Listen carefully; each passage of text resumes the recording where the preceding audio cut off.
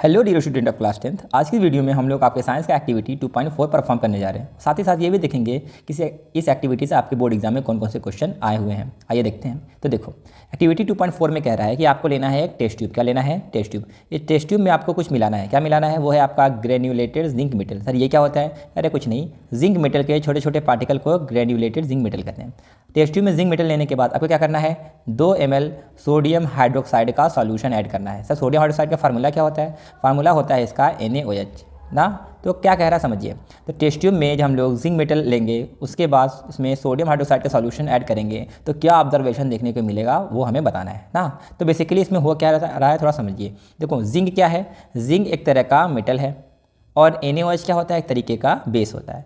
यानी हम देखेंगे कि इस एक्टिविटी में मेटल और बेस इनके बीच में अगर रिएक्शन होगा तो क्या प्रोडक्ट बनेगा। तो देखिए, जब कोई मेटल किसी बेस से रिएक्शन करता है तो क्या बनता है हाइड्रोजन गैस और आपका सॉल्ट का फॉर्मेशन होता है।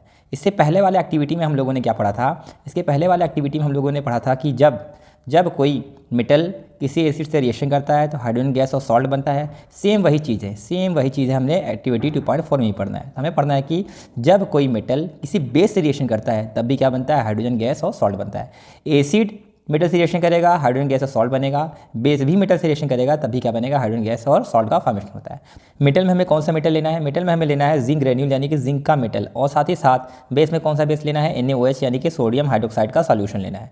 इसके बाद जब हम लोग जिंक मेटल का सोडियम हाइड्रोक्साइड के सॉल्यूशन के साथ रिएक्शन कराएंगे तो जिंक क्या करेगा? इसके हाइड्रोजन को रिमूव कर देगा।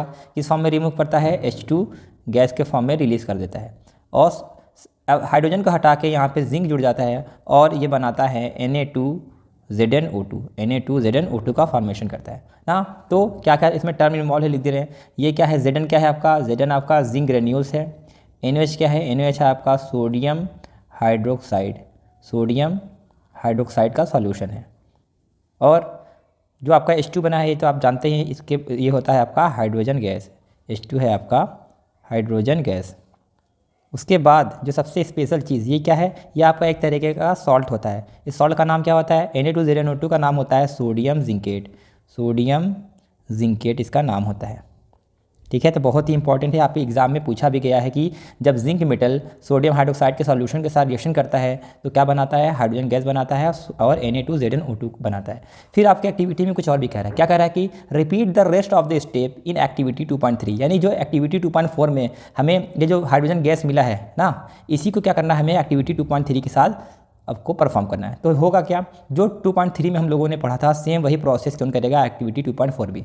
क्या कह रहा है समझो। ये जो हाइड्रोजन गैस निकला है ना, कह रहा है कि जो हाइड्रोजन गैस निकला है इसको आपको क्या करना है?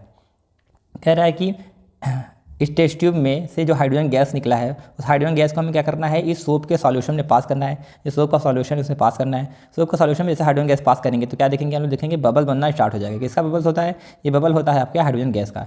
इस हाइड्रोजन गैस के बबल्स को जब हम लोग बर्निंग कैंडल के साथ लेकर जाएंगे तो वो पॉप साउंड करेगा। इससे पता चल जाएगा कि हाइड्रोजन गैस रिलीज हो रहा है ना। बेसिकली आपका एक्टिविटी ये कह रहा है कि ये जो हाइड्रोजन गैस है इस हाइड्रोजन गैस को अगर हम लोग सोप के सॉल्यूशन से पास करेंगे तो क्या होगा? बबल बनेगा। उसको जलती हुई कैंडल के साथ लाएंगे तो क्या करेगा? पॉप साउंड क्रिएट करेगा। तो जब भी कोई गैस पॉप साउंड क्रिएट करता है वो कंफर्म करता है कौन सा गैस है? हाइड्रोजन गैस है। तो इस तरीके से आपके एग्जाम में क्वेश्चन पूछा जा सकता है। बस इतना ही था एक्टिविटी 2.4 में। चलिए अब अगली वीडियो में हम लोग मिलेंगे एक्टिविटी 2.5 के साथ।